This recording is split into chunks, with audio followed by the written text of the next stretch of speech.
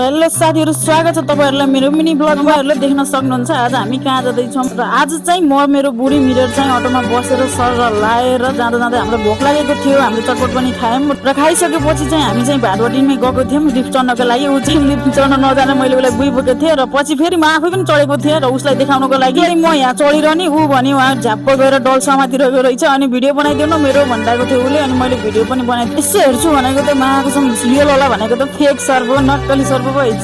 त्यसपछि मैले त्यसको भिडियो बनाइसकेपछि चाहिँ मैले यसो यहाँ मास्क लगाएर हैन हल्का बुढीलाई डराउन दिन्छु भनेको बुढी त उल्टै म आफैले त्यति गरिसकेपछि फेरि यहाँ गिटार रहेछ हल्का बजाउँदै नाच्दै गरेँ मैले यहाँ चाहिँ। अनि त्यहाँ बल रहेछ अनि बल खेलौँ न भने भाइले यसो अनि बल पनि खेल्दैम हैन। बुढा कति बेला बल खेलेर मैले राइस कुकर हेरौँला भनेको रहेछ उले चाहिँ। अनि हामी चाहिँ बल खेलेको मौकामा बुढीले चाहिँ राइस कुकर हेरिरहेको थियो र उलाई मन पनि पर्यो। हामी चाहिँ सबै सकेपछि नास्ता खान लागेको छौँ। हेर्न सक्नुहुन्छ मेरो बुढीले चाहिँ टक्क र बुढीले चाहिँ यो लोरी जस्तो पनि मगाएको थियो। मैले चाहिँ चाउमिन मगाएको थिएँ किनकि यस्तो फर्स्ट टाइम हो मैले खाएको, किनकि मलाई मन पनि पर्दैन र हामीले खाएको थोरै मिट नास्ता जस्ता खाएर चाहिँ हामी चाहिँ बसमा चढेर चाहिँ हामी भलबारी पुग्यौँ किनकि अब घर अँधेरो पनि र घर जाँदा तस चाहिँ बुढीले भने कि जाम न सुन पसलमा सुनको भाउ कति छ, चाँदीको भाउ कति छ भनेको। बोल्दै चाहिँ ल तिमीले चाहिँ अब कानमा चाँदीको भनी लगाऊ, अब नसकेपछि त हल्का चाँदीको भने हल्का फुल्का मुद्रा लगाए। हेर्न सक्नुहुन्छ बुढीले चाहिँ हल्का भिडियो पनि खिच्दिएको छ। र आजको लागि यति नै छ।